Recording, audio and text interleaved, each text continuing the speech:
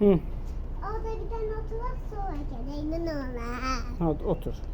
Sen de gel. Mən də gəlirəm zaten.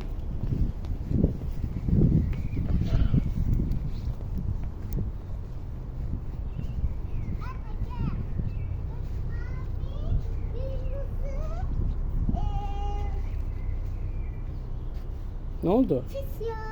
Mavi, kırmızı, yaşıl. Ya yanlış dedin. Yaşıl odur o. Ha?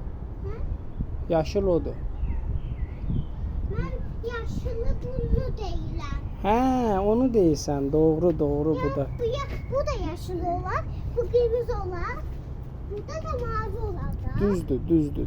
Mən özür dilərim, yanlış Ata, yaptım. bunda da kırmızı var. Yaşlı, kırmızı, mavi. Düzdür. Göy, qırmızı, yaşıl nəyin rəngidir qızım? Bilmiyorum. Bilirsən. Bilmiyorum. Bilirsən. Bilmiyorum. Nəyin rəngidir ən sevdiyinin? Dostumuzun da var idi ya. Nasıl? Dostumuz var idi, qırmızı idi hər tərəfi. Bizimkinin də ortasında ağlar var idi. Bilirsən. Yadımdan çıktı da.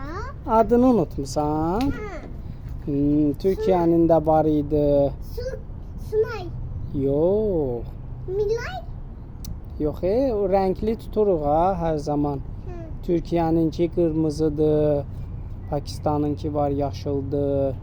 Bizimki var hər tərəfi qırmızı, yaşıl. Ata. Ay can. Zaten yaşıl Pakistan zaviydi. Kırmızı bizim dostumuzuydu. Türkiye'nin. Mavi, kırmızı, yaşıl bizdeydi. Adı nədir onun? O bizim olanın adı nədir? Pakistan. Yox, bizim olanın yaşıl, qırmızı, mavi onun adı nədir?